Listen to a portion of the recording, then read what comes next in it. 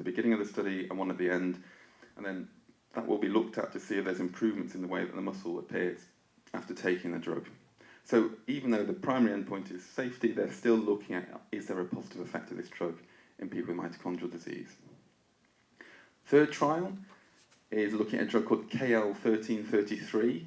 So they've always got these funny names because the drug company don't want you to know what it is, basically, because they've patented it, they've invested a lot of money in it, so they give it these funny names.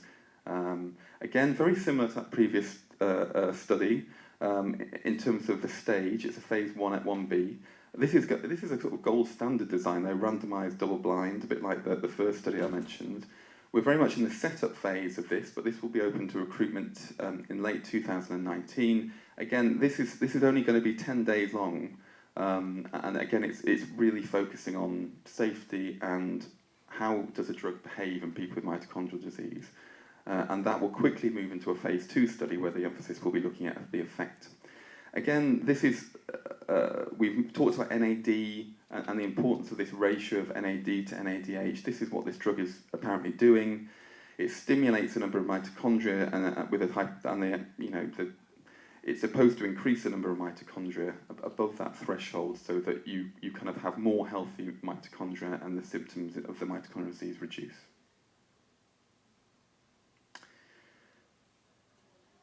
I won't go into that in any detail. And so these last two, all of these 3 trials I've discussed, I've mentioned so far, these are all trials for adults. So that the inclusion criteria state that you'd have to be either 16 to 18. Moving on to nicotinamide riboside, again vitamin B3, which Bobby mentioned earlier. Quite similar to the last trial, the KL1333.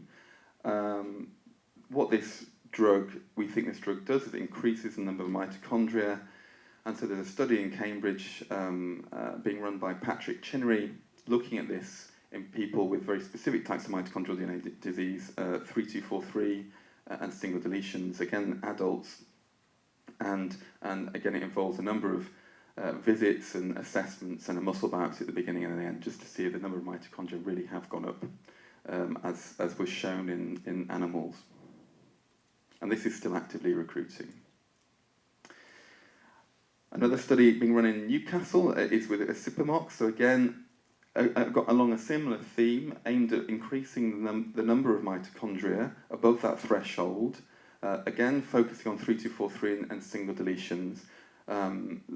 The sample is going to be about 50 people with mitochondrial disease, and it's going to be 12 weeks of the drug.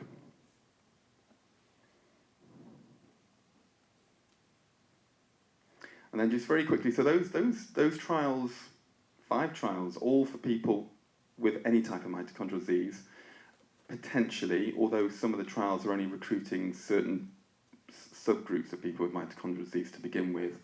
A lot of them are focusing really on people with very muscle-related symptoms. So mitochondrial myopathy, because that's what the effects of the drug have been shown in those models during the development of the drug.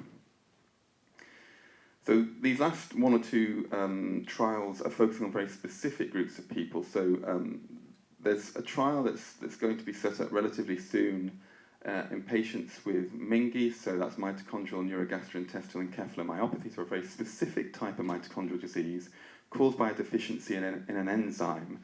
And when you don't have the enzyme, there are a number of toxic substances that build up that cause lots of problems, particularly in the gut.